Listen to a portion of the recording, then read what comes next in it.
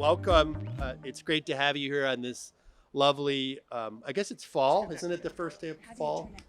Oh, there, fall day. Though yesterday didn't feel like fall, it felt like summer. Today's a little better. We have a great program for you. So let's see, hopefully people have programs. On the back of it, we also have all of our commissioners who are all volunteers who help in the city in various ways.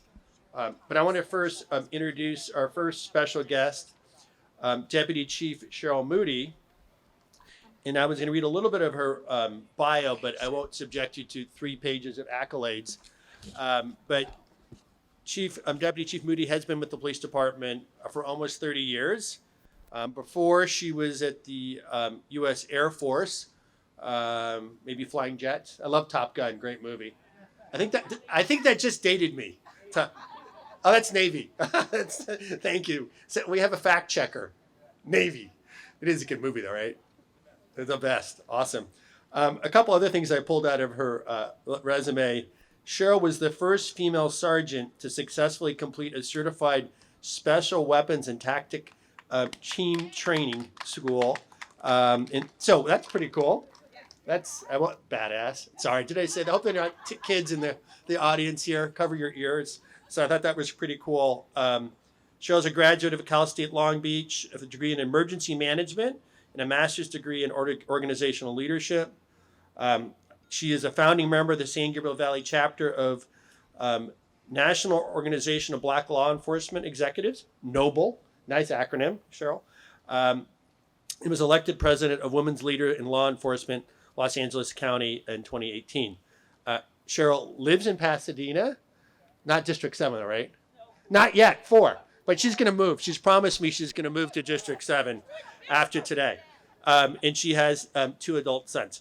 So, Cheryl, I think we're going to maybe start with a little dog demo and you're going to get a little update. So, I'm going to hand it over to you. Cheryl, welcome. Thank you. Thank you all for having me. So I have my whole little speech here, but before we do that, I want to have our canine to come up with Sergeant Rich Padilla. And I'll tell you about this canine. Like, this is our first female canine. Okay? Woo! A lot of firsts for all the women. So, Rich, I'll let you do your demonstration. Do you want to explain it to us? Sure. This is Peppa. She's a 2-year-old Belgian Malinois from Poland. And we just received her in March of this year. And her job for us is to detect explosives. So most of her work is done at the Rose Bowl or any special events that we have within the city where large crowds are going to interact with one another. So prior to everyone having their fun, we send the dogs out and they do a sweep of the area to make sure that the area is safe. These dogs are also used for suspicious package calls and any type of incident where there are threats in the city. So she's got a really good job. And they train every day. So every single day she gets out of the car, she's always looking for odors. So we'll set out odors out in certain areas of the city and we'll make the dogs search and find them. Just so the dogs get better and better and better every day. And after about 6 or 9 months, it becomes clockwork to them because it's imprinted in their system. And then it's just important for us as handlers to ensure that the dogs remain efficient by training every day. So she keeps the city safe. So this is Peppa.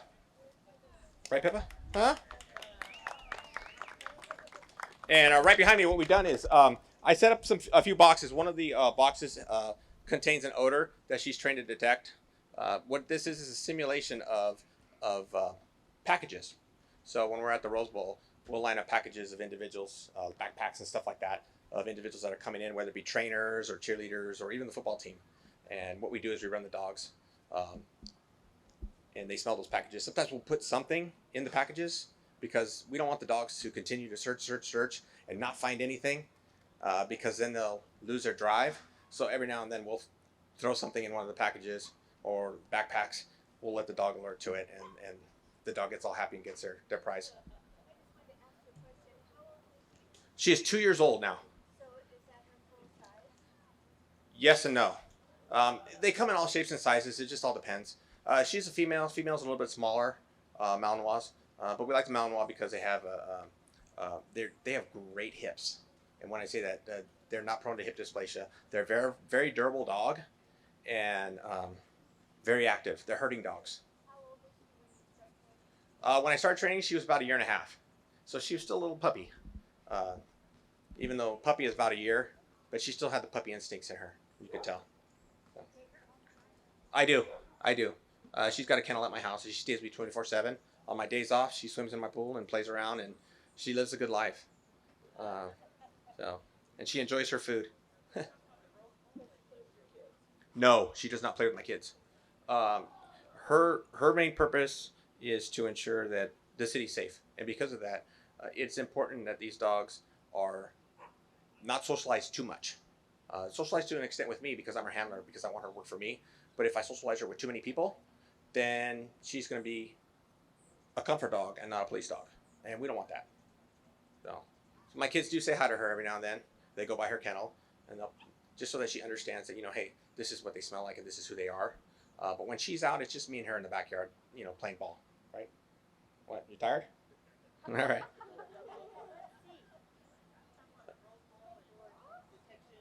Sure. One of the reasons why we do the Rose Bowl is as you know, it's a location that is always on TV, and so it's important that we keep it safe. So when everyone's sleeping, we're here at 4 a.m. in the morning or 3 a.m. in the morning conducting sweeps at the bowl. So basically, we'll use 3 or 4 dogs, and we'll comb every inch of the bowl with the dog. Why don't we do it with officers? Because it would take probably about 100 or 200 officers to make one line and search, but we only search with our eyes. So whatever we can't see, we can't find, right? Where dogs, they utilize their nose and their olfactory senses, which are about 1 million times better than ours. And these dogs, they can cover a lot more. So for every 100 officers that you're going to use to search an area for, in this case, explosives or a gun, because she can also alert to guns, you only need 1 dog, which is great. So. Cool. So we're going to go into our detection now. So like I said, I set up 6 boxes. One of them contains an odor. So when she gets the odor, she's supposed to alert. And when she alerts, she'll let me know. And from there, she gets her prize. No, I use gloves. I don't know if anyone was here when I was first here. I was wearing blue gloves. So what it is I separate the what I call the hit box with the boxes that don't contain odor. So I'm always going to use the same box, or I'll keep on using new boxes for odors. Whereas the ones that don't have odor in them, I'll never put odor in them, and I keep those ones together. So it's important that you keep the ones that you've used odor and put odor in, and you don't mix them. So and that helps out the dog too. And we do the same thing with backpacks. We use like 8 or 9 backpacks. I have a group of backpacks that I keep in a plastic bag that have never touched the odor, and then I'll have 1 or 2 that have always touched the odor, so that the dog understands. Yes. How many people put spilling food? Well, when we train the dog, they got such a high drive that they only want one thing, and that's their toy. So, I mean, you see me go to my pocket, right? That's where her toy is. So as soon as I even made, what are you doing? So as soon as I made one motion towards that ball, that's what she wants. And we also try and proof them off food. So we'll go to areas where there's dog food or where there's trash, and we'll put odors next to trash, or even I've gone up to Home Depot on the outside, and we put odors in manure. We put odors in other areas where there's other scents, and the dog has to determine. So she'll skip this pile of manure, and she'll go to the one where the odor is. So. You have to spell around her. Do I have to what? Spell. I mean, is she that smart that she knows what you're saying? Well, dogs don't really know what you're saying because they don't speak English, but they know my tone of voice. So if I'm mad at her and I tell her, here, come on, or I have to pull on the leash, she knows that there's something. Or, if I touch my pouch, she'll know that there's, hey, it's time to work. So. Does the department have trained dogs for different functions? Yes. She's a single-purpose explosive detection dog, but I also have 2 dogs that are cross-trained in explosives and apprehension, which means they search for suspects who either run from us or hide from us. And I have 2 dogs that are cross-trained in narcotics and apprehension. So. Yeah, let's do it. Yeah. How do the handlers get trained? Well, we go through the same training with the dog. So we'll spend 6 weeks with the dog, but it's more of a training of the handler than it is the dog. Okay? So people think that, okay, you're training the dog. You're really training the handler to work with the dog. So, okay, come on. Ready?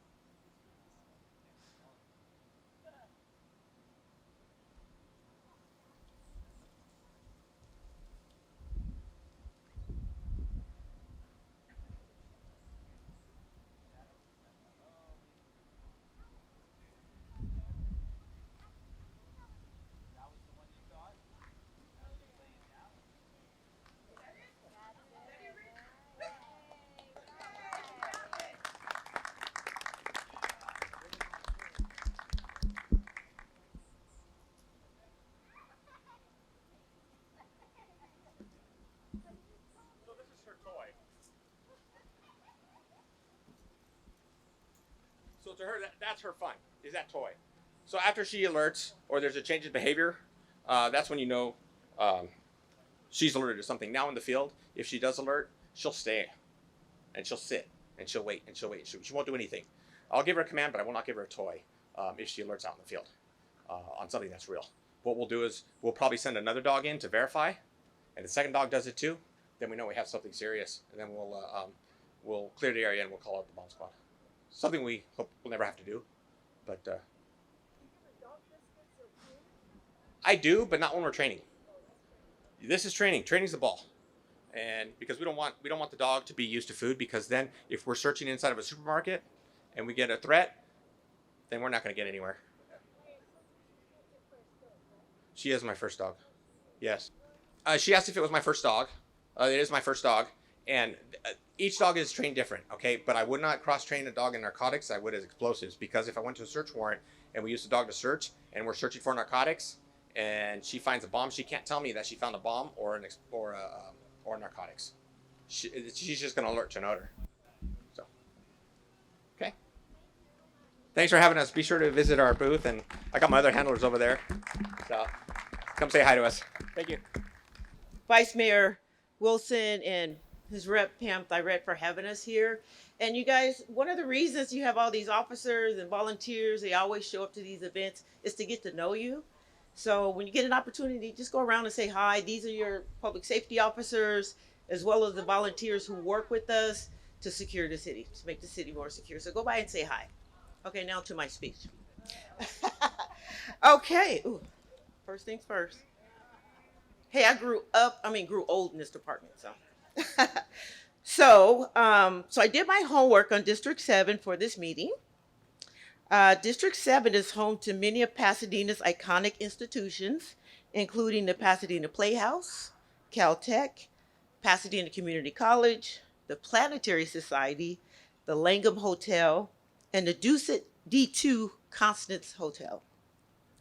Many of the amenities in your district, and you all know this, but the Commons on South Lake, shops on South Lake Courtyard, South Lake Business Park, Pasadena Playhouse District and Theater, the new park in Playhouse Village, the village now, right? And you have many neighborhood associations, which is good. You're one of the few districts that have a lot of neighborhood associations. So you should give yourselves a hand on it. Okay, so I'm here to share some police department items that I hope you find interesting and useful. Let me start with citywide statistics that I believe will be of interest to you. Okay, year to date, the Pasadena Police Department has received over 157,000 calls to our dispatch center. Of those, about 41,000 were actual 911 emergency calls. So we fielded a lot of calls, but only of the 157, only 41,000 were actual emergencies. So again, not all calls into our dispatch center result in a police response.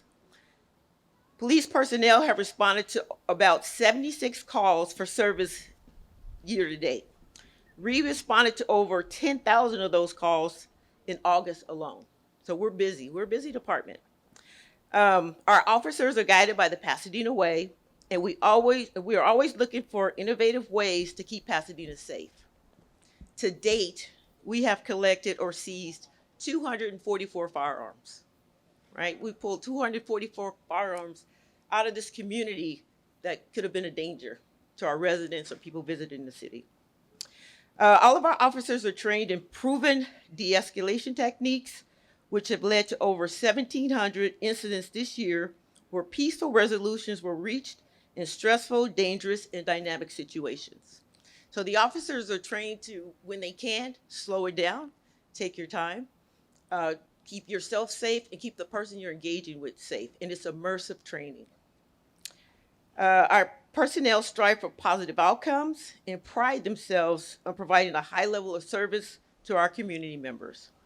A majority of these positive outcomes can be tied to our training in procedural justice, bias-based policing, active listening, and ensuring our community members are active participants in the problem-solving process. Okay, so on another note, some of you may be familiar with the newly formed Community Police Oversight Commission. We have one of our commissioners here. Thank you, Lawrence, for being here. So I am pleased to report that all of the police-related training for the commission has been completed, and the police department is preparing to work with the commission as they formulate a work plan. It is our goal to build a solid working relationship with the commission to improve public safety in our community. So, in a nutshell, overall, the crime in Pasadena is down 8%, but I will tell you about a couple trends. One is the catalytic converter thefts. Have you guys heard of that? Okay, it's a pretty big issue. Thieves are stealing catalytic converters, and you know they're stealing it for the materials that contained within the pipes or whatever. And it's pretty prevalent here in Pasadena, but we're also seeing it in the San Gabriel Valley. So we're working with other agencies to try to figure out who's doing this because we believe it's a crew.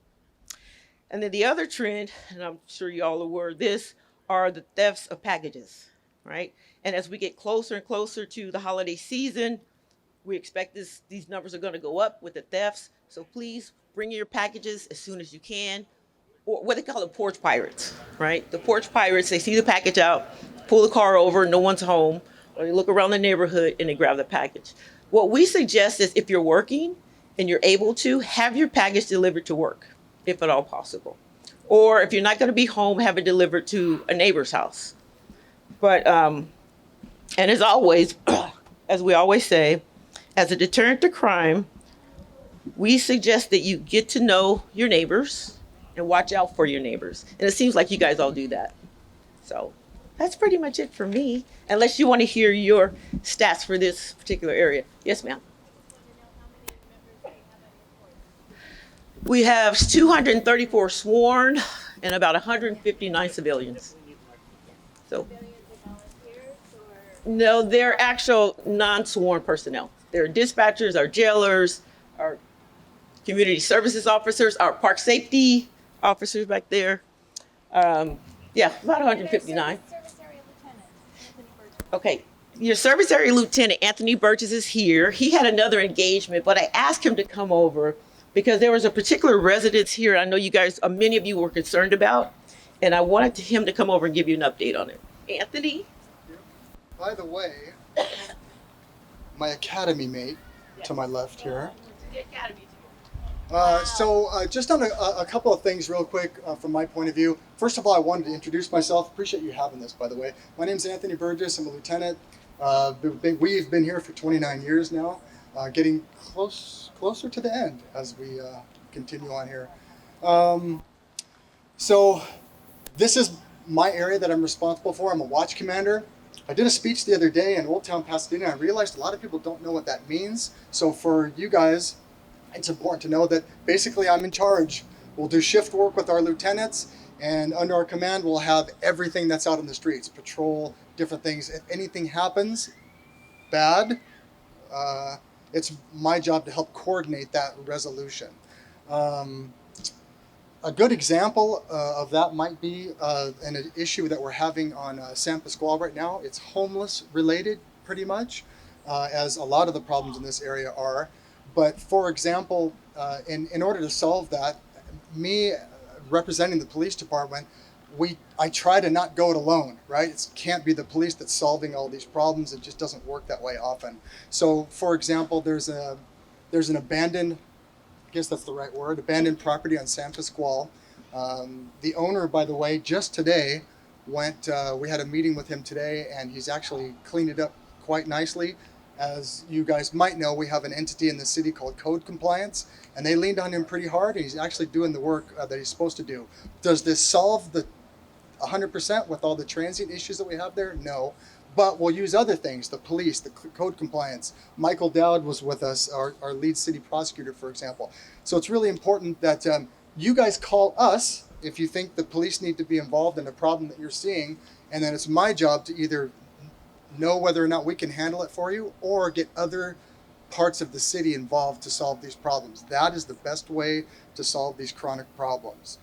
With that, can I answer any questions real quick before I go on to my next one? Go ahead if you have it. I know this could be a long answer, but we've heard from national news that a number of law enforcement calls end up needing mental health expertise.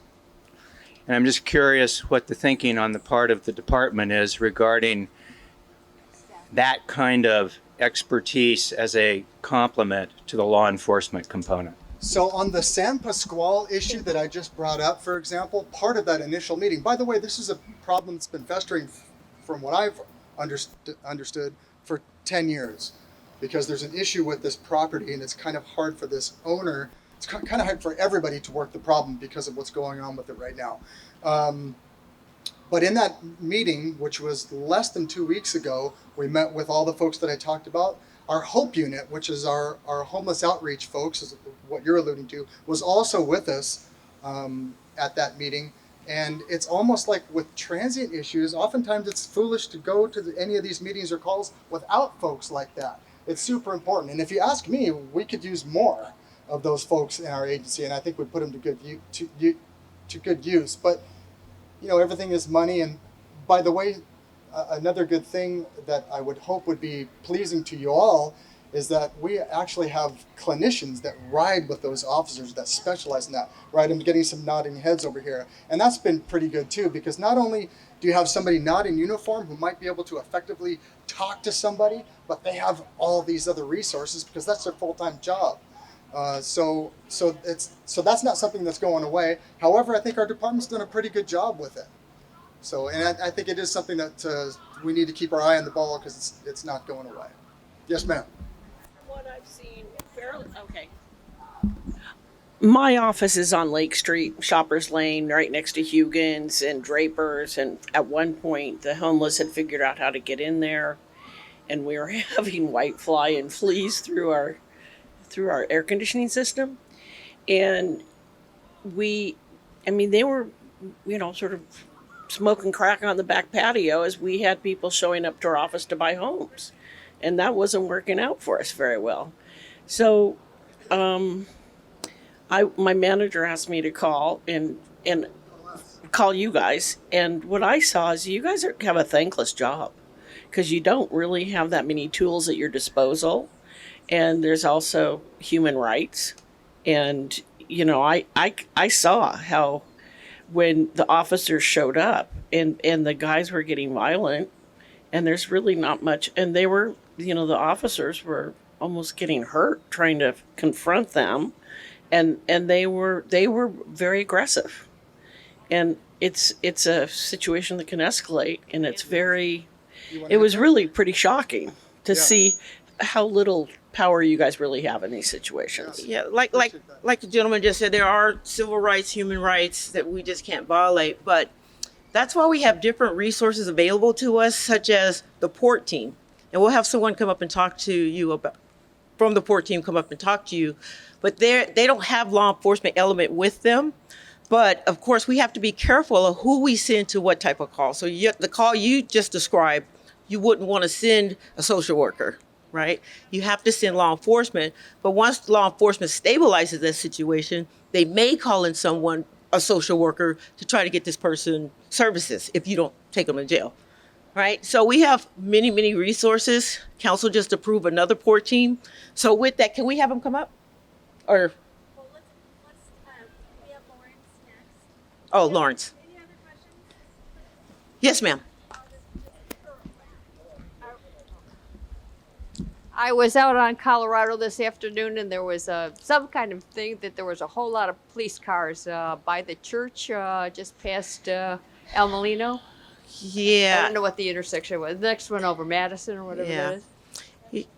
Yeah, no, I think that had to do with transients, maybe trespassing on the property, and we get calls for that. So a lot of times it's not a violent type situation, but we still get called to deal with it because it's still breaking the law if they're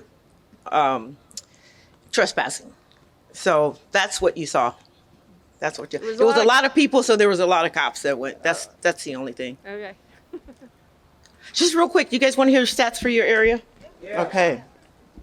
So, robberies. I know you've all heard about the purse snatches on South Lake, or maybe you have not.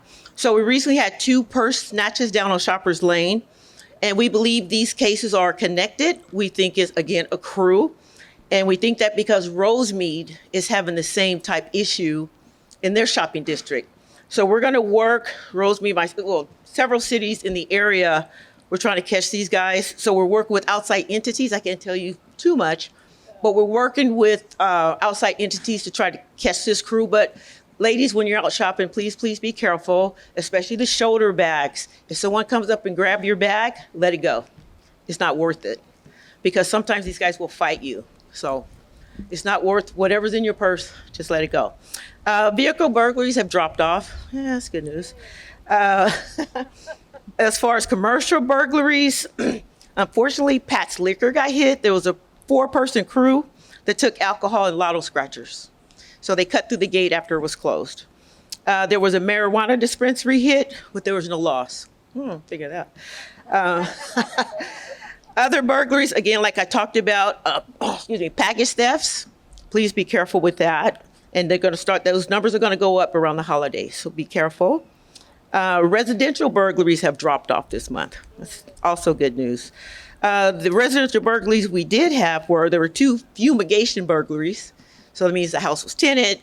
Burglars took their lives in their own hands and went into the house. And then there were 3 upper level burglaries, but that suspect is in custody. He's like the Spider-Man. He would climb up and steal things off the balcony, but we have him in custody. And then there was another 2nd floor story balcony burglary, and it was a vacant home. So actually they were on vacation. So if you guys are going to be on vacation and you're going to be gone for a week you're going to be gone any length of time, you can call our volunteer office or you can call the police department and ask for a vacation check. One of the volunteers, they will drive by your house and pick up your mail or check the house, walk around, check the windows. So that's something that we offer at the police department. Vehicle burglaries, we've been seeing vehicle burglaries specifically at Trader Joe's and Macy's in that parking structure. And most of it is because people leave things on their seat. They leave things visible in the car. And ladies, I know, try to cover the purse up with the blanket. They know that too. So that doesn't work anymore. So don't leave any belongings in your car. But there was a big drop off in those in August. Stolen vehicles. Many of the stolen vehicles reported in this area were rentals. People just not returning them. So they get listed as stolen. And then, of course, the catalytic converter thefts, there were 27. 27. Many of them were west of Caltech and in the area of California and South Arroyo Parkway.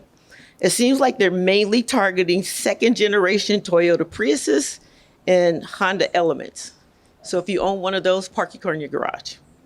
And then, of course, the other thing is the package thefts. There were 15, and then 21 shoplifts. So actually, that's not too bad because your business district is so big. But so 21 is not a bad number. And for the most part, the stores get their merchandise back. So that's all I have. Those are your stats. Yes, ma'am.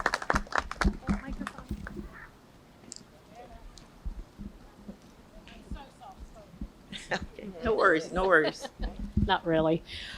Okay, so you were going through your statistics about how many calls you've gotten and actually how many have been emergent. That's a very low percentage. I mean, not for the people who had an emergency, but that is a very low percentage. I've heard that there's a number 211 is for non-emergent. Is that legit? It is legit, and it's 311. Do you want to it's come up and talk about 311. 311 a little bit? I think we need to advertise Sarah? that more so that 311 system?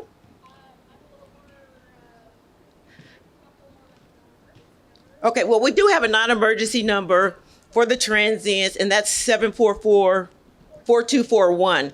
But when there are things like it's too dark in this neighborhood or there's trash not being picked up, things like that, we get those calls. Yeah. But if you dial 311, 311. they will deal with residential type neighborhood issues that don't involve any type of crime. I think that would be Right. good to really promote Okay. so that we can take some of that load off of what y'all are doing. Here we are with Okay. flyers on 311. Here, talking to. Thank you. This is our community safety tips. It's pretty much all the tools that you will need to include the neighborhood watch contact, which is my partner, Sarah Presley, and I. We're the two persons that represent Neighborhood Watch. You will find all the tools here. Citizen Service Center, it's a one-stop phone number for any city service. It's awesome. It's an awesome tool, whether it's abandoned shopping carts, furniture, graffiti. Help us keep Pasadena beautiful. And I know you guys are awesome at doing that. So just a reminder. Thank you. Oh, I'm sorry, my name is Hilda Jurado, and I'm proud to say that yesterday was my 34th anniversary at the PD.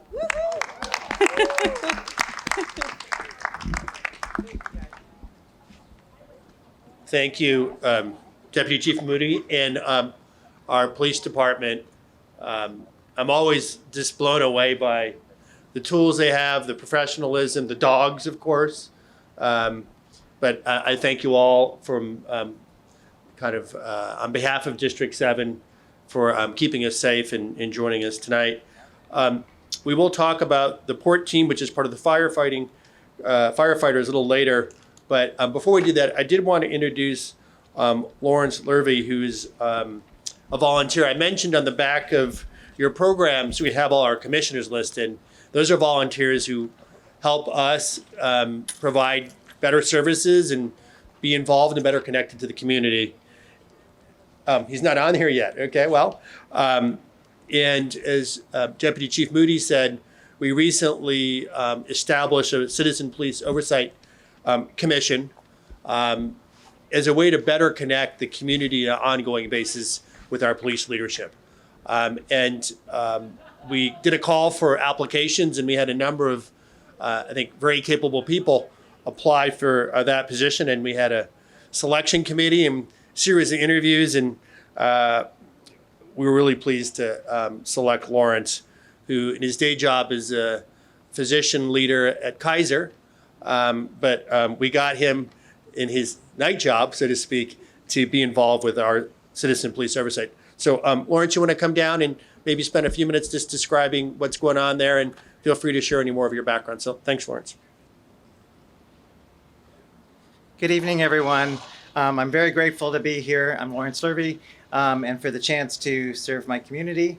As Vice Mayor Wilson said, I work for Kaiser as a physician. I grew up in Los Angeles, did all my training in the Midwest, back in Chicago, and I'm trained as a lawyer and a doctor, and then came out here to do my residency in San Diego and moved back up to the LA area 24 years ago, and have been with Kaiser since then. about 16 years ago we moved to Pasadena, and we've never thought of leaving. We've found home. So it's lovely to be here and lovely to have the chance to give back to the community. The Community Police Oversight Commission was founded in October of 2020. I don't want to take up much of your time. I'm going to read you 2 sentences about the purpose of the commission because I think it's important. The purpose of the commission is to enhance, develop, and strengthen community police relations and review and make recommendations regarding the ongoing operation of the police department to the chief of police, the city manager, and the city council. So that's in the charter. That's what the purpose of it is. As a function of fulfilling that purpose and as part of the charter, all the commissioners, there's 11 commissioners plus an independent auditor who's very experienced and has worked in a number of different cities. His name is Brian Maxey.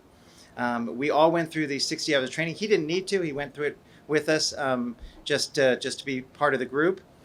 And I really want to thank Deputy Chief Moody for facilitating all of the 60 hours. She was there in person to make sure that we got trained.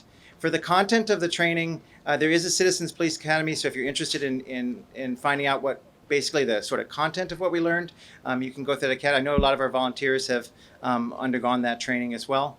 But it gives you an opportunity. I think there was a question earlier about the tools available to the police and what they can do in certain situations. So what the training does is give the commissioners insight into the different tools, into the different structure, the organization of the police department, all the different functions, and also all the different responsibilities that they're asked to do in the community.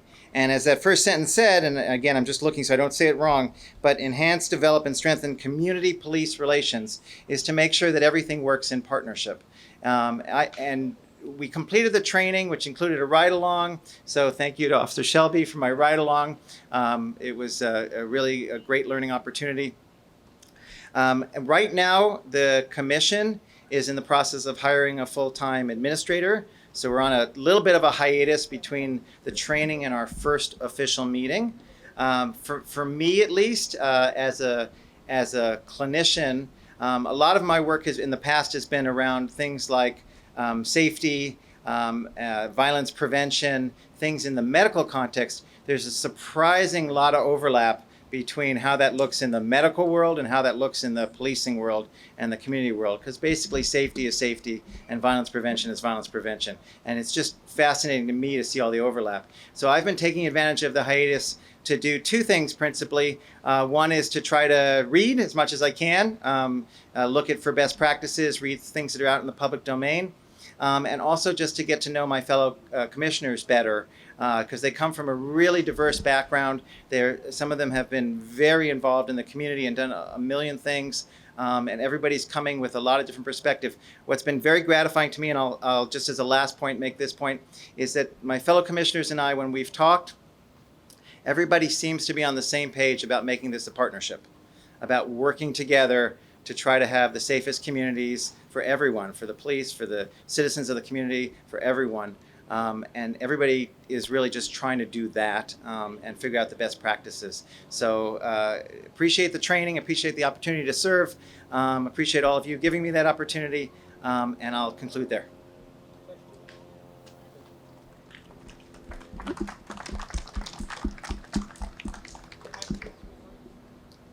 I'll be around afterwards too if anyone wants to chat.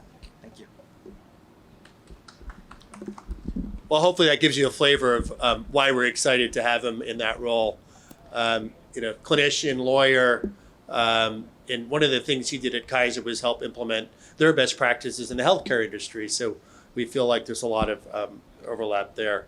I think, Pam, we're going to go to the port team. I know Deputy Chief Moody alluded to the port team as an important part of our strategy in dealing with our transient homeless population. I know Pam relies on them regularly, and so I wanted to learn more about the port team, frankly. So we asked them to join us. I think I hear Tony Z is a bit of a hero. I think there's posters of you and the work you're doing. So Tony, come on up and tell us about the port team. You got your cheering squad back there. Just all 3 of them back there. Hi, my name's Tony Z. I'm with the Pasadena Fire Department. I've been a fireman in the city for 17 years. And 3 years ago, the Pasadena Public Health Department reached out to the fire department. They got a grant for 5 years to work with the homeless in our city. And it was geared towards extensive case management and also individuals that are experiencing chronic homelessness, which is over a year, and have a mental health issue or a substance abuse issue, which is majority of our clients that we see on our team. So our team consists of myself within the fire department, Nathan Press in the back, he's our social worker, and he's through the public health department. And then we have Rod Hutchinson, who's also a fireman with the city of Pasadena, and he's our Port 2, which started about 2 months ago. And it's been a blessing for us to have a second team because it's really been tough for just our team. We case manage actively about 50 individuals here in the city of Pasadena. We don't go over the borders and go to Glendale, or it's just our own homeless people. And it's usually the ones that have been here for many, many, many years. We see some that come in and out, but for the most part, we're seeing people that were either born and raised here in Pasadena or have been here for a while. And we take them all the way through. We've housed almost, 55 or so individuals in 3 years, which is not an easy task, because what this incorporates is we have to get IDs, we have to get birth certificates, we have to get social security cards, all the things they don't have. And sometimes they're from out of state, so we got to find out how to get that birth certificate from out of state. It's a lot of work. Think about when you've had to go to the DMV, how hard that is as yourself. But think about it if you're dirty, you look homeless, people are staring at you. You do not want to go in that environment. But when they have case managers, I'm not a case manager, but I'm kind of, I guess, honorary now because Nathan has taught me the way as a social worker. But we go with them, we transport them. So we're not saying, here, go to the DMV, you need this because they're not going to go. They need a little bit of hand-holding, just like we do with our children, if you've had children or nieces or nephews. It's the same thing. I have 2 children, so I understand that. So another cool part of our team, it's called PORT, but it's the Pasadena Outreach Response Team. Another cool thing is we're collaborating with all city entities, Public Works, the police department, the nonprofits, Friends Indeed, Union Station Homeless Service. And we also have another program that you might not know about, which is for it's called TAY. It's the Transitional Age Youth.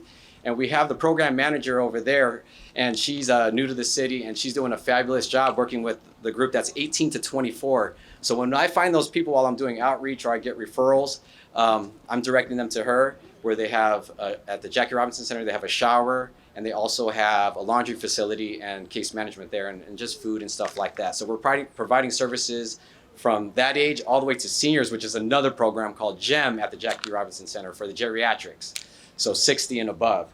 But another cool thing is that working with the police department, we are now taking away service calls that are coming in. So they can go fight crime and they can do all those things that they're supposed to be doing. And we're now getting those calls for service. So now I have my radio, I go on their tech, and I had to learn all these 10 codes and stuff. Firefighters, we do everything just basic. They have to go 10-6, 10-8, 10-9, whatever. So I had to learn all these things to speak their language, but now we're taking their calls through our radio. So when you call the non-emergency line, or even if you call their dispatch center, they can say, okay, this is going to be a non-violent. So it's, if you have a business, somebody was talking about a business. We have a person laying in front of our business. We don't want to wake them up. So they'll call them and they say, you know what, Port can handle this. We're going to send Port instead of sending an officer when somebody's, maybe they're getting robbed or there's a car accident or something like that. So they're going to send us instead of them. So we're alleviating some of those calls for service. I mean, there's so many things we do. Am I missing anything, Nathan? Okay, so what happens when we come across, let's say, Joe, and he has a substance abuse problem? It might take a first visit to that person where they're ready to do something, but they've never had somebody come and actually care to do something for them. So we go, and then maybe they won't trust us that first time because we come like this, we look like law enforcement. We might tell our friends over here, the police department, that they're doing this and that, but we don't do that because there's confidentiality. Unless there's not a major crime going on, they're not going to be involved. We're just going to handle it ourselves. So we take people to detox centers. We take them to mental health facilities. We take them to housing appointments so they can get housed. And we've had so many people get off addictions. We have so many people now on medication for their mental health because that's a huge cause of people using crystal, heroin, and all this because they're alleviating their mental health issues on their own and not going to the doctor because they don't want to go to the doctor because they don't know how to get there. So we take them. And Pam, she calls us all the time and she says, hey, we have this issue here. Or she's just driving around the neighborhood because she cares about her district and the rest of the city of Pasadena. And she says, hey, this person might need help. She's not saying, oh, they need to go to jail or anything. That she cares. And I think all of you care also. And that's why this team was created, because we want to take a different approach instead of, you know, the law enforcement route. And they really don't want to do that either. They want to help. So we have this now, and we want you to call for those individuals that you might see in your district. And if you did not get the pamphlet, our friends over here, they have a pamphlet and there's a non-emergency number you can call and ask for the port team and give specifics. What are they wearing? What do they look like? What time of the day are they there? And we'll go. We're working Monday through Friday right now. We want to eventually expand and then maybe do 24 hours a day, some weekends, but right now we're Monday through Friday, and we will go.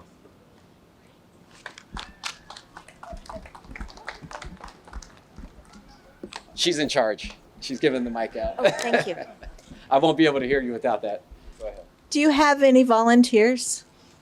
We don't have any volunteers right now. That's going to take a whole process of documentation, ride-alongs, and liabilities, and this and that. And then we have COVID around, so we're not really doing that. But hopefully, eventually, we would, so we can have volunteers like these lovely individuals over here. You said you had about 50 active cases that you're administering or managing. Can you tell me about how many calls during the week you make on average?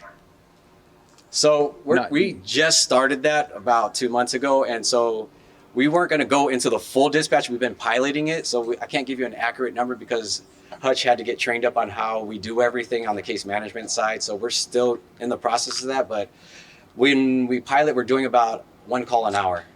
So when we go on this call, it takes time because we have to talk to them. We have to find out what their issues are and if they even want our help. But then we also can relocate them if it's in front of a business, or sometimes we'll just take a trash bag and we ask them to clean up, and guess what? They have no problem doing it. And at times we help them clean it up also. So the three of you are doing 40 to 50 calls a week. Potentially.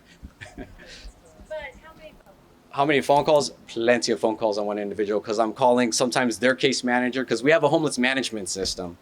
And it's for all homeless service providers, so we can find out where they've been, what documents they already have, so I don't have to duplicate those things, because it might be in this system. What kind of notes, what kind of psychiatric problems they've had. So we have a whole system just for that, only for homeless service providers. I heard that some of them were U.S. veterans. Do you have them also in Pasadena? We do have a few. I wouldn't say there's a lot of veterans, but we do have a few. Not too many though. Not in past that I've come across. These are great questions. Thanks. This sounds like a great program. What is the plan to continue and expand the program after the 5-year grant is up? So thankfully, we have the second port team, which is funded. So that one will keep going. We're going to still look at opportunities for more grants. We still have till next year of October, like pretty much right now, next year, for my position. And it's going to work. I'm confident that this is going to keep going. And if not, then I'll start digging in my pocket and looking for money.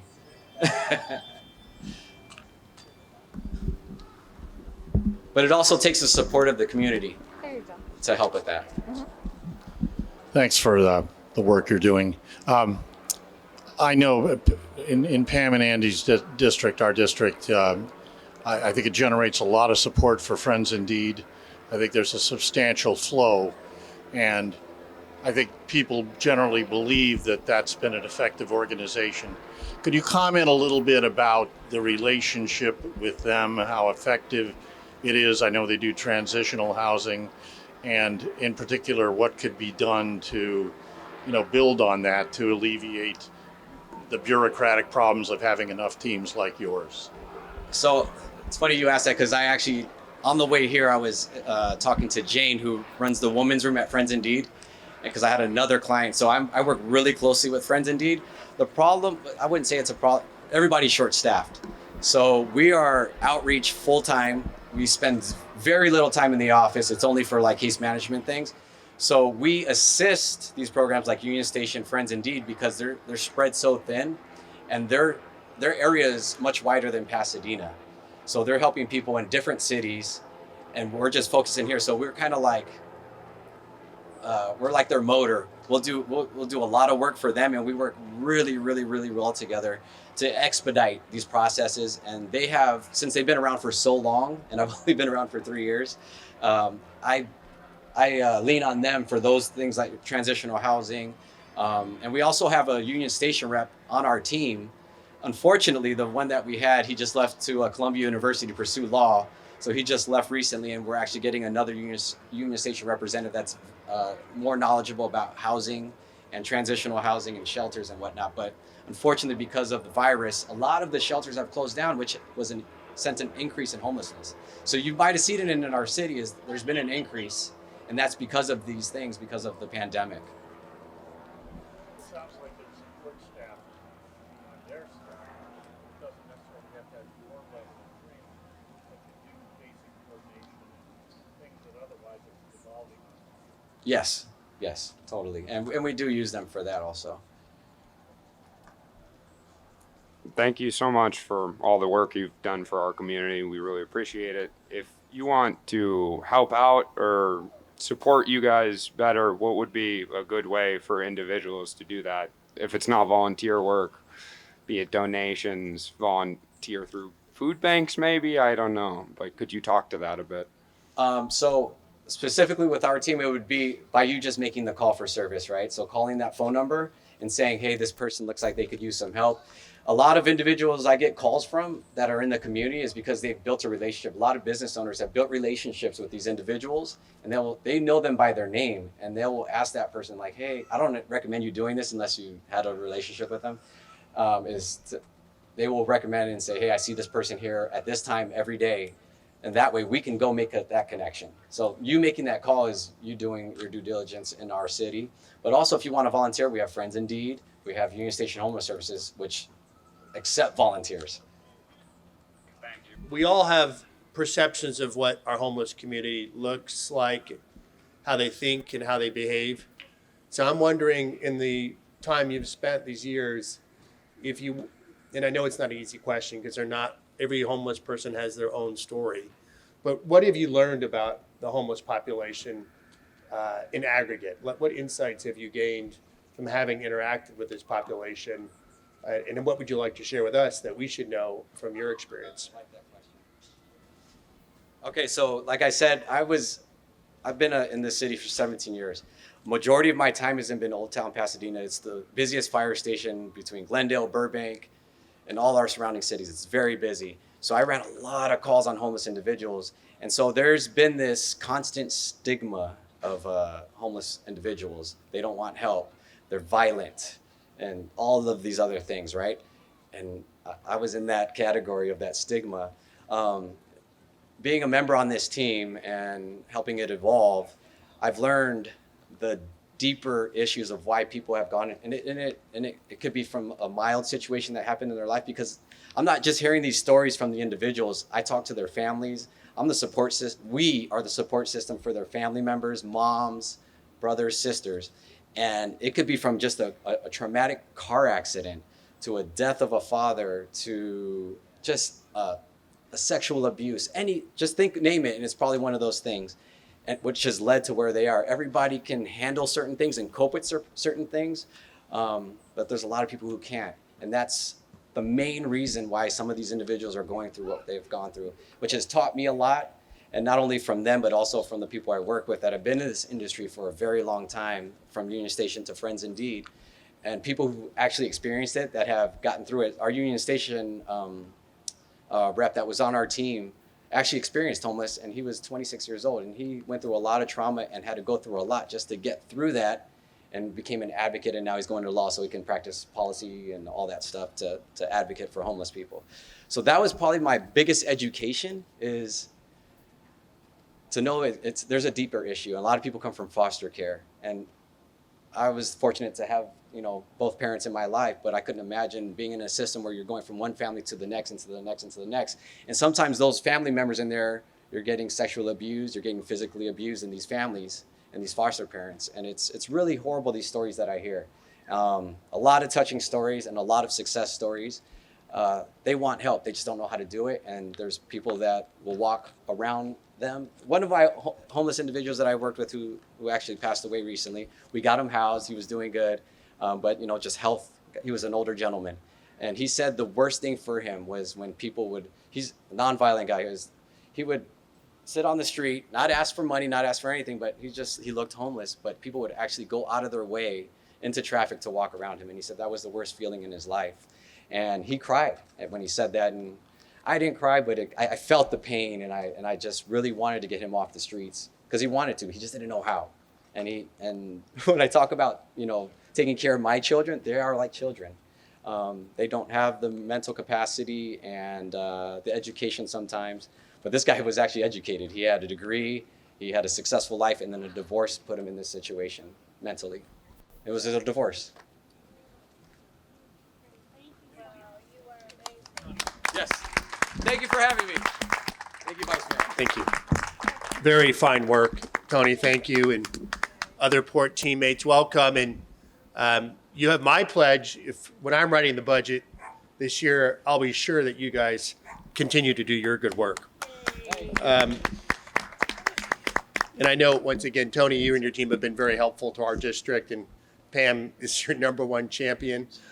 So she was insistent that you're here tonight, and I'm glad she was, and I'm glad to learn more about your programs. I want to be mindful of time. I did want to take a few minutes just to give a general update on what's going on in the city. But I also know that people need to have dinner, and it's getting dark. So a few things I wanted to mention that were kind of my highlight list, and I'll try to leave a few minutes for questions. So first one is COVID. Here we are. We're outside. Thank goodness. January of this year was very, very scary, I think, in Los Angeles. Our hospitals were full. We were getting literally 100 positive COVID cases a day. And then the vaccine started coming through. And I don't know about you, but I was feeling pretty good in June. I thought, I went on vacation, and then the Delta variant showed up, and it felt like we slid backwards.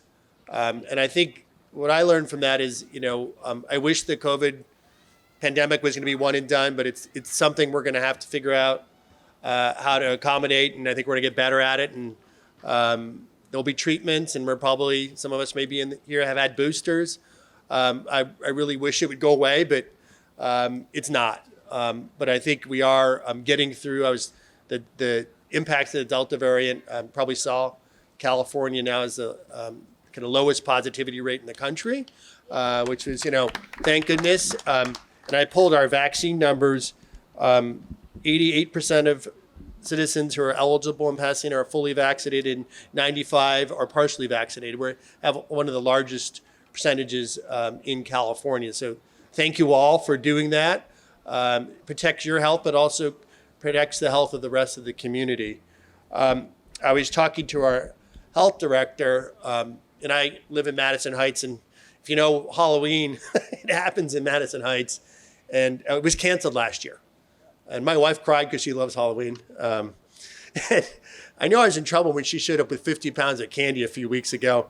I didn't have the heart to tell her. I wasn't sure if Halloween was going to happen, but the health director says that we're looking pretty good for Halloween. We'll ask people to be mindful and keep, not crowd up too much as well. But I think we're over the hump a little bit on Delta variant, but who knows what's next. So it's unfortunately going to be more of a marathon than a sprint. So no easy answers there. Other updates, you may have heard our city manager announced his retirement earlier this week, Steve Mermel. I was frankly surprised by that.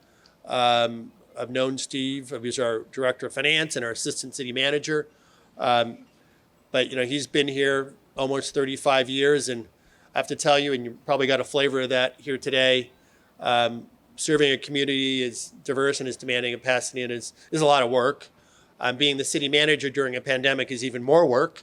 And then I think when you're in a position where you can retire comfortably, when it's been a long haul, I certainly are sympathetic, and thanks Steve for his work. Our chief, John Perez, is retiring the end of this year. We feel lucky to have Deputy Chief Moody here as well, and we have a very strong bench. I'm very impressed by the leadership and the depth of our police department, but John has been an epic leader in the city of Pasadena, our police department, so wish John well, but we have two very important openings. On the planning front, it sounds very esoteric, but we're going through the specific plan updates. So we have a general plan that talks about in concept what the city can look like, and then where there's, I'd say, commercial areas and there's more density, we have a number of specific plans. And we have two specific plan areas that touch District 7, the East Colorado specific plan that's kind of up here and then touches a little bit of Green Street. And then we have the Central District specific plan that covers South Lake and Old Pasadena, places like that. Those are moving through their outreach process. We will have a community engagement opportunity. Where's Pam sometime? Pam in October, I think it's in October, on the Central District specific plan update. And that helps figure out specific heights and setbacks and sidewalk widths. They're really important planning documents, though they sound a bit esoteric. Two other headlines. Since we last met, our poor central library has been shuttered as a result of seismic issues, which is sad and devastating. It's a beautiful building. We did recently receive a $4 million grant from the state of California, but that's kind of a down payment on what really is going to be more like a $40 million project. The mayor has impaneled a blue ribbon committee to figure out what to do with that building. Obviously, it's iconic. It's going to be restored. But I've challenged that committee to think about, if we weren't touching, it's great, but if you're going to change and update a building, what does a library look like that's in the 21st century? I don't know about you, but I'm not going to a library checking out books, or maybe some of you are, but should it be a meeting place? Should it have 3D printers? Should it be, how does a library function in a world where we're all digitally connected? So not kind of an opportunity that we'd anticipated, but it's been given to us, so we should think about maybe thinking about how to program that space as it gets restored. Couple other things I should have mentioned on specific plans. The state just passed two bills, Senate Bill 9 and 10. Senate Bill 9 is particularly, I think, worrisome to folks who live in single-family neighborhoods. They allow for you to subdivide your lot and then build 2 units on a lot. So what could be is currently a single-family home could have 4 houses on it. The city took a negative stance against that legislation. Mayor Gordo put together 25 mayors from the San Gabriel Valley to write an opposition letter to SB 9, but our friends in Sacramento, our assemblyman and senator actually both voted for that bill. It's a little discouraging in the sense that as a charter city, it means we control our own local destiny, and I can't think of anything more local than your local planning, and Sacramento seems to be usurping that. And we do know, and housing is expensive, and we just had a lot of discussion about homelessness. So we do need to continue to produce housing, but I don't think it should be at the expense of our beautiful historic single-family neighborhoods. So we just found that out. That just got passed, I think, last week, and we're getting an update about what strategies we can take to mitigate the impacts of that or litigate against it, things along those lines. The last topic I'll mention is the Rose Bowl. The Rose Bowl is obviously iconic stadium. A number of new stadiums have been built in the Los Angeles area.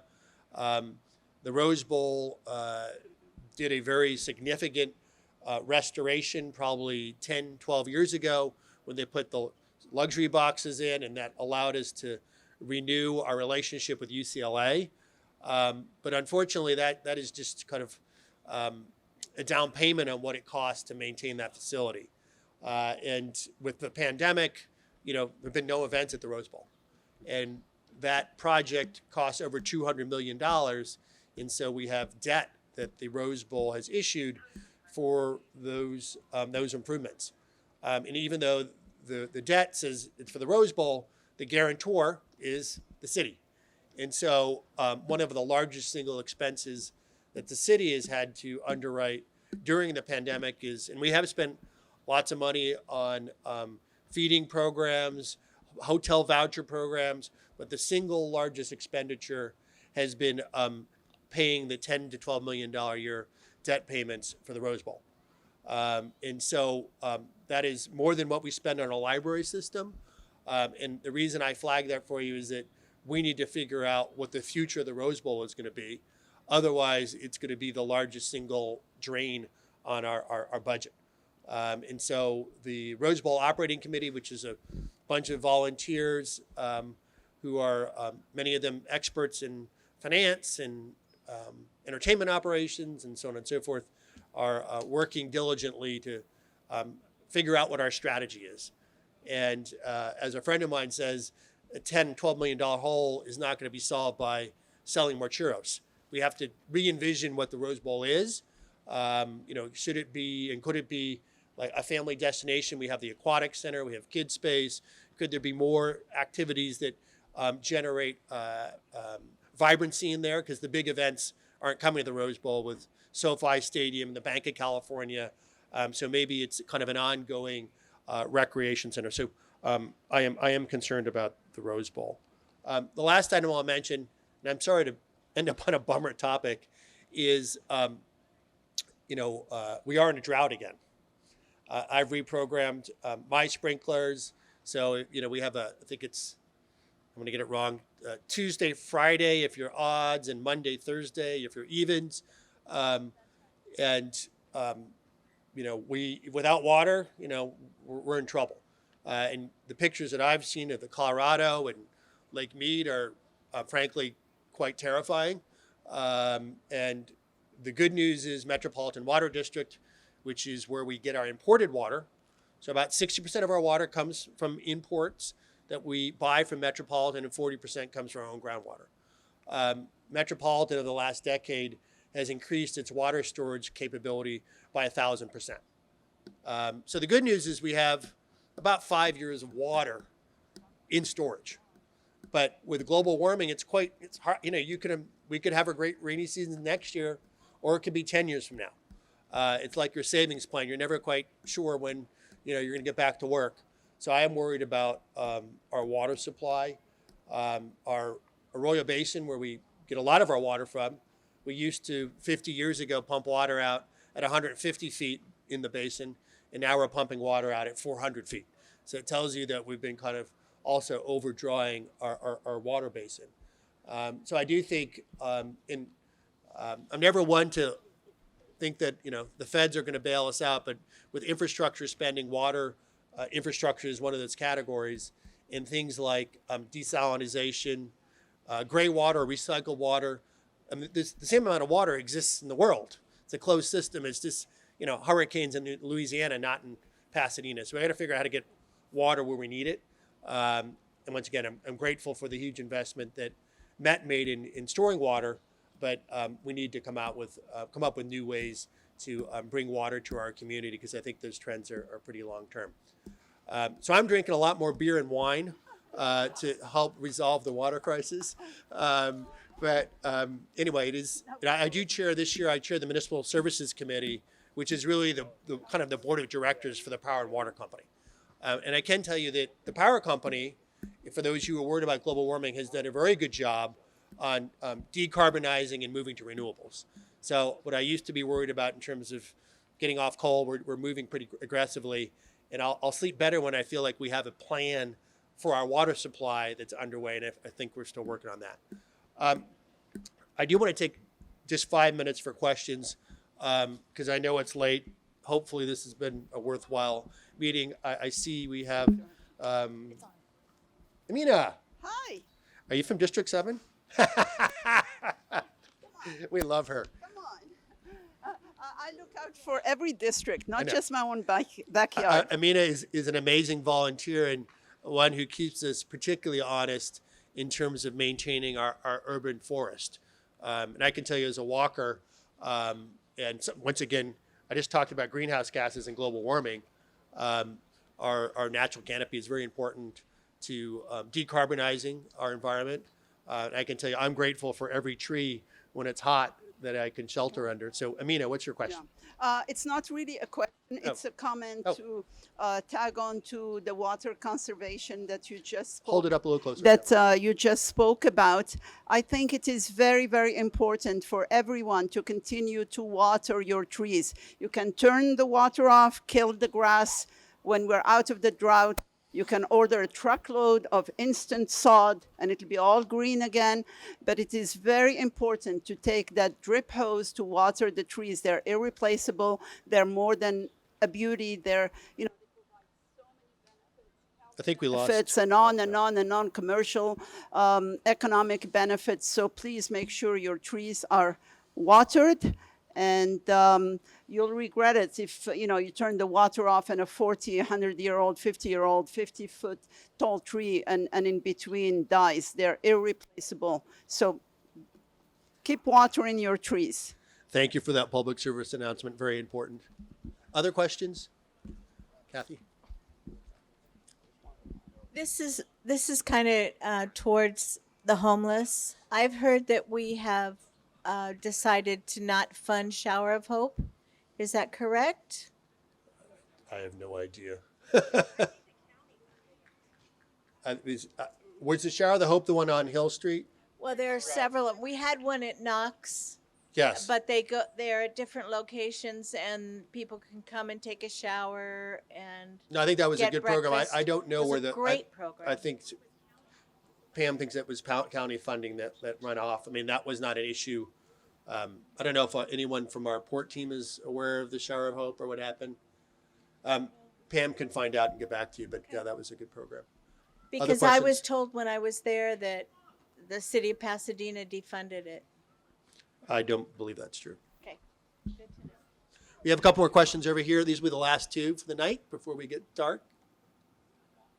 Do we have, who has the? Sorry, I have the mic. Oh, you're over there. Last three. You're hidden under behind Can you your mask. briefly talk about the status of the RENA? Oh, the RENA numbers. Yeah. Okay, so I'm going to try to keep this short. RENA stands for Regional Housing Needs Assessment. It is a state kind of methodology that looks at population growth and assigns housing production goals for communities. Our RENA number went up from about 4,000 to 10,000 in this most recent cycle. So, and we are one of the biggest producers of housing in the region. And we felt that that was a number that was not achievable. So we actually appealed our RENA numbers because I think we are building a lot of housing in our city. We're trying to build it, whether it's affordable housing, and we do a lot of affordable housing. Our central district has lots of multifamily housing. So we felt it was maybe asking too much to have a RENA number that was extraordinary, like more than 2x of what we had last time. Our appeal got denied. And the problem is historically, the RENA numbers were kind of like, oh yeah, this is, it's like your body mass, you want your person's body. No one really changed their lifestyle. But now they're talking about, if you don't meet your RENA numbers, taking away more of your zoning control. And so they're going to punish cities that don't meet their RENA numbers. So we are still concerned about RENA. It also kind of, once again, state-driven mandates. And I'm, for all the obvious reasons, believe we need to continue to produce housing, but we need to also be realistic about what our city can absorb. So still an ongoing fight with the state is probably the short answer to your question. So last two questions in the back.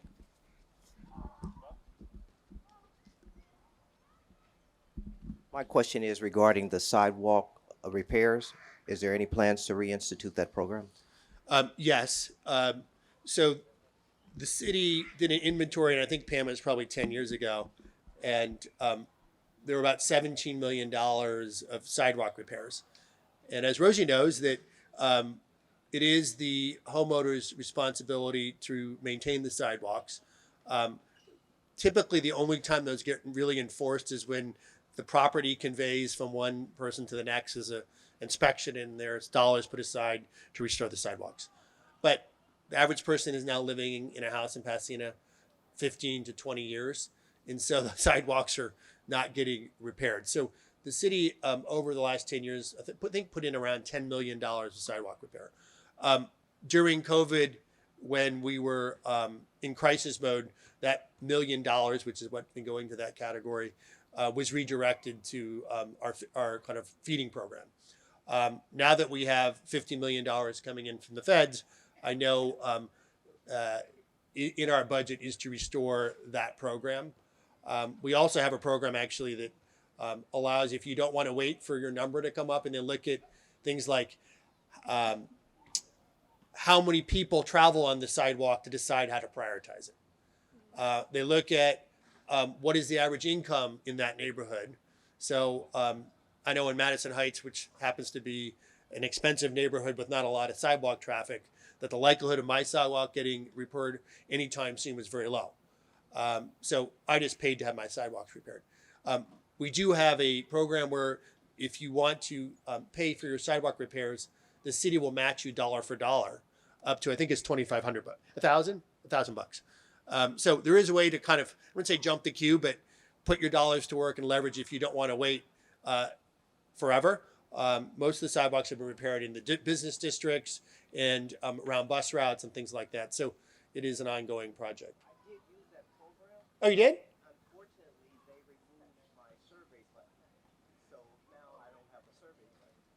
You used that program.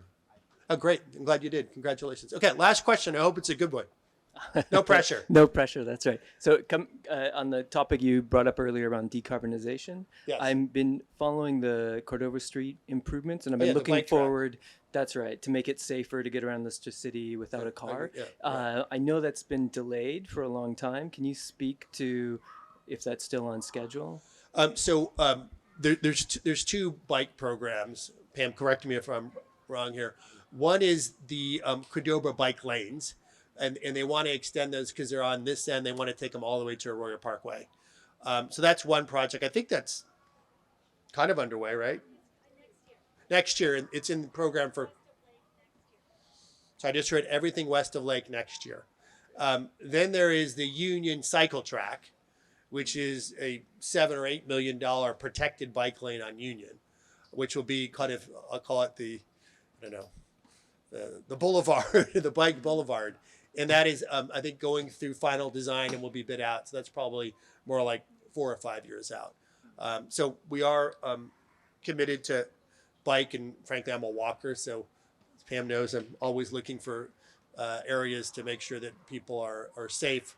I had the distinction of installing a new sign at the corner of Colorado and Hill. I don't know if all people remember, but a 7-year-old boy was run over and killed by a car there.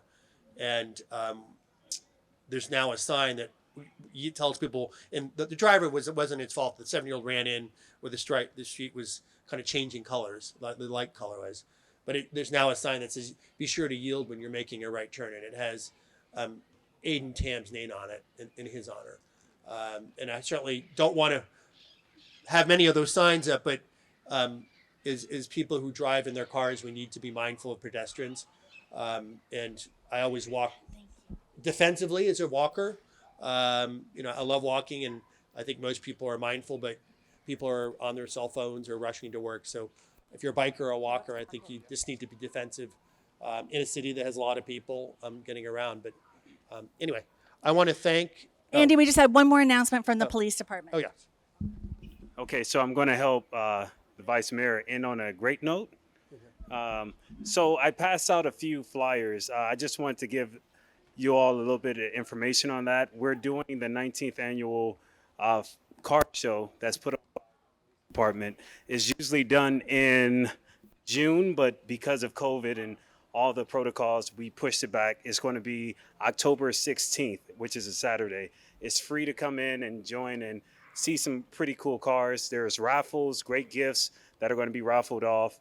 It's all in support of our PAL program and our Explorer program. These are our youth nonprofit programs that we put on year-round, dealing with youth from the ages of 9 to 21.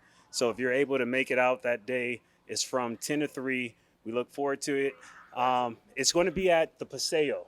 So on Green side, right in front of the convention center, we're going to have that whole side blocked off, and it's going to be a great time. If you have old school cars or new modern cars that you want to enter into the car show, please reach out to the information at the bottom of the flyer, or to myself at the police department. Just give us a call, and look forward to seeing you all. Thank you, sir. Thank you. Excellent. Thank you for sharing that. I think we've come to the end of the show. I want to thank all of our speakers. I want to thank you all for coming out. I want to thank Arlene Zamudia, who is our youth ambassador, who helped with the microphone. I want to thank Pasadena Transit. And once again, thank you all. Great to see you in person. Lovely to see people in 3D. Be safe, be well, keep healthy. Have a great evening.